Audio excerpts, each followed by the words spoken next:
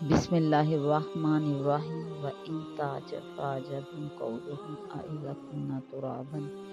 أَإِنَّا لَفِي خَلْقٍ جَدِيدٍ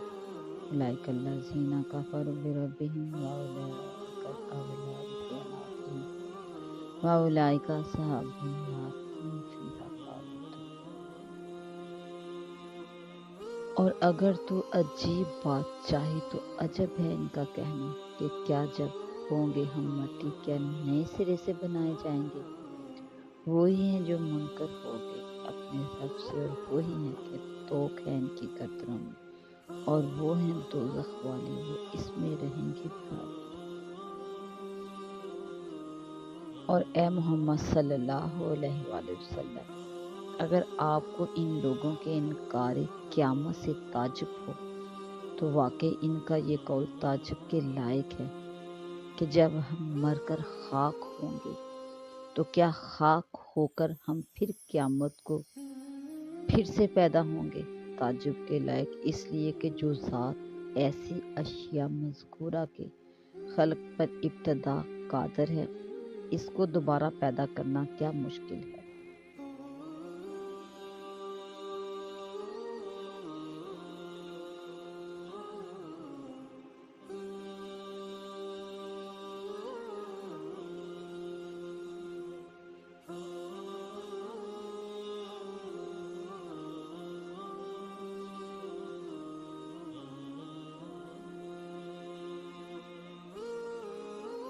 اور اسی سے جواب ہو گیا ان کی اس بات کا کہ جو وہ نبوت کا انکار کرتے ہیں، اور ان کی دوسری بات کہ کیا جب مر کر ہم خاک ہو جائیں گے تو دوبارہ اٹھائے جائیں گے۔ آگے ان کے لیے وعید ہے کہ یہ وہ لوگ ہیں کہ انہوں نے اپنے اللہ کے ساتھ کفر کیا، کیونکہ انکار بعث سے اس کی قدرت کا انکار کیا، اور انکار قیامت سے انکار نبوت لازم آتا ہے، اور ایسے لوگوں کی گردنوں میں دوزخ میں توق ڈالے جائیں گے، اور ایسے لوگ دوزخی ہیں اور وہ اسی میں ہمیشہ رہیں گے۔ اور یہ لوگ عافیت کے اگر آپ نبی صلی اللہ علیہ وآلہ وسلم ہیں تو جائیے عذاب لے آئیے، جس سے معلوم ہوتا ہے کہ یہ عذاب کے وقوع کو بہت بعید سمجھتے ہیں، حالانکہ ان سے پہلے اور کفار پر بھی عذاب کے واقعات گزر چکے ہیں، تو ان پر عذاب کا آ جانا کیا بعید ہے۔ اور اللہ تعالیٰ کے غفور اور رحیم ہونے کو سن کر یہ لوگ مغرور نہ ہو جائیں کہ اب ہم کو عذاب نہ ہوگا، کیونکہ وہ صرف غفور و رحیم ہی نہیں ہے اور پھر سب کے لیے غفور و رحیم نہیں، بلکہ دونوں باتیں اپنے اپنے موقع پر ظاہر ہوتی ہیں۔ یعنی یہ بات بھی یقینی ہے کہ آپ کا رب، آپ کا اللہ لوگوں کی خطائیں باوجود ان کی ایک خاص درجہ کی بیجا حرکتوں کے معاف کر دیتا ہے،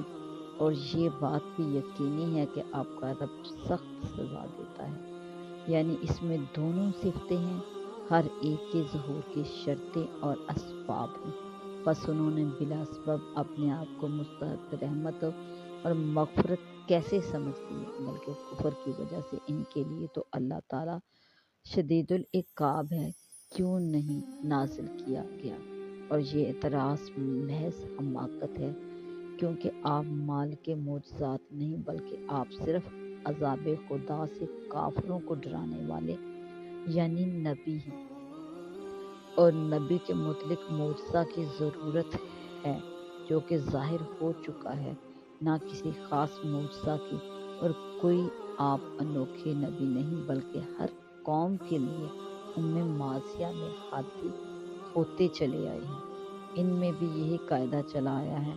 کہ دعوی نبوت کے لیے مطلق دلیل کو کافی قرار دیا گیا،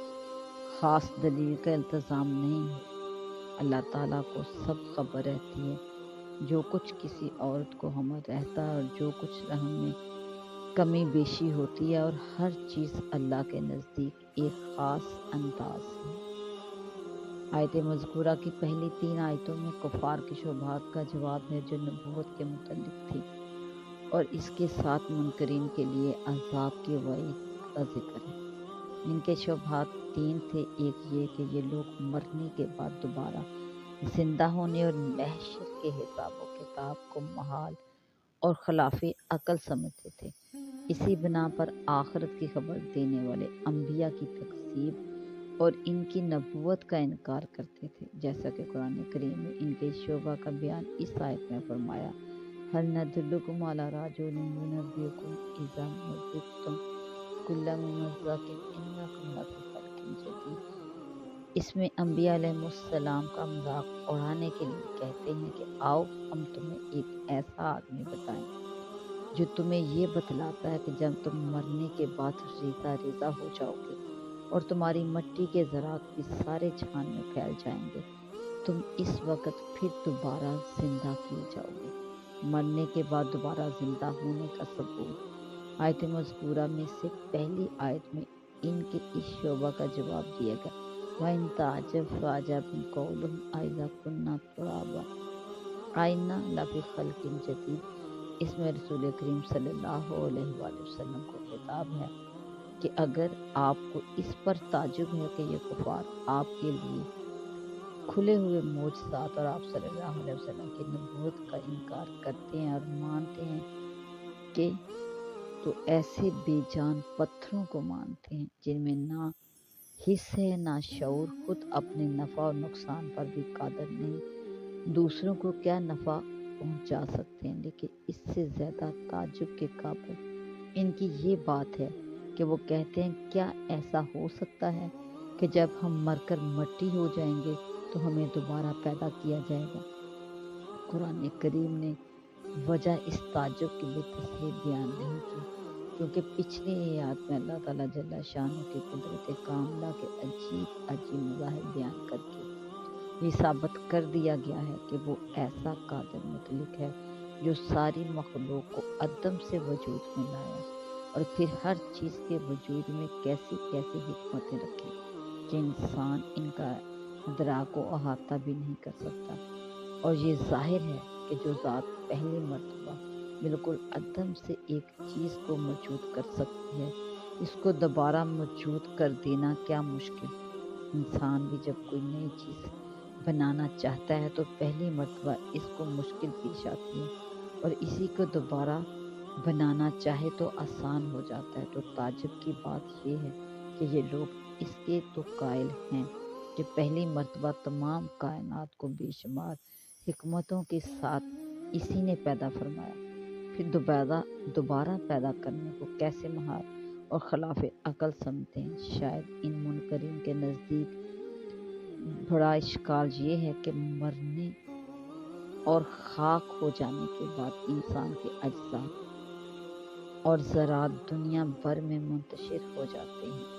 ہوائیں ان کو کہیں سے کہیں لے جاتی ہیں اور دوسرے اسباب و ذرائع سے بھی یہ ذرات سارے جہان میں پھیل جاتے ہیں۔ پھر قیامت کے روز ان تمام ذرات کو جمع کس طرح کیا جائے گا اور پھر ان کو جمع کر کے دوبارہ زندہ کیسے کیا جائے گا،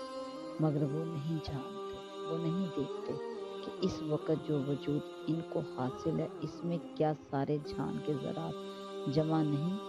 دنیا کے مشرق و مغرب کی چیزیں، پانی، ہوا اور ان کے لاہے ہوئے ذرات انسان کی غذا میں شامل ہو کر اس کے بدن کا جز بنتے ہیں۔ اس مسکین کو بسا اوقات خبر بھی نہیں ہوتی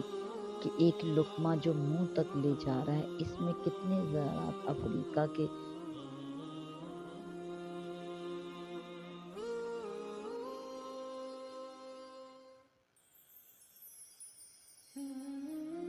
اور کتنے مشرقی ممالک کے ہیں۔ تو جس ذات نے اپنی حکمت بالغہ اور تدبیر امور کے ذریعے اس وقت ایک ایک انسان اور جانور کے وجود کو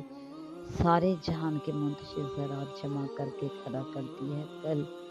اس کے لیے یہ کیوں مشکل ہو جائے گا کہ ان سب ذرات کو جمع کر ڈالے، جبکہ دنیا کی ساری طاقتیں، ہوا اور پانی اور دوسری قوتیں سب اس کے حکم کے تابع، اس کے اشاروں پر ہوا اپنے اندر کے اور پانی اپنے اندر کے اور فضا اپنے اندر کے سب ذرات کو جمع کر دیں، اس پر کیا مشکل ہے۔ حقیقت یہ ہے کہ انہوں نے اللہ تعالیٰ کی قدرت اور قدر کو پہچاننا ہی نہیں، اس کی قدرت کو اپنی قدرت پر قیاس کرتے ہیں، حالانکہ آسمان و زمین اور ان کے درمیان کی سب چیزیں اپنی اپنی حیثیت کا ادراک اور شعور رکھتے ہیں اور حکم حق کے تابع چلتے ہیں، اور خاک و خاک، باد صبا، آگ، سمندر کا پانی،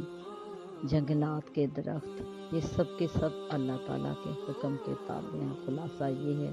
کہ کھلی ہوئی نشانیوں کو دیکھنے کے باوجود جس طرح ان کا نبوت سے انکار قابل تعجب ہے،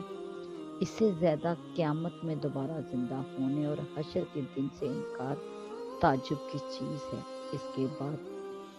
ان منکرین کی سزا کا ذکر کیا گیا ہے کہ یہ لوگ صرف آپ صلی اللہ علیہ وآلہ وسلم ہی کا انکار نہیں کرتے بلکہ در حقیقت اپنے رب کا انکار کرتے ہیں۔ ان کی سزا یہ ہوگی کہ ان کی گردنوں میں توق ڈالے جائیں گے اور ہمیشہ ہمیشہ دوزخ میں رہیں گے۔ دوسرا شبہ منکرین کا یہ تھا کہ اگر فی الواقع آپ صلی اللہ علیہ وآلہ وسلم کے نبی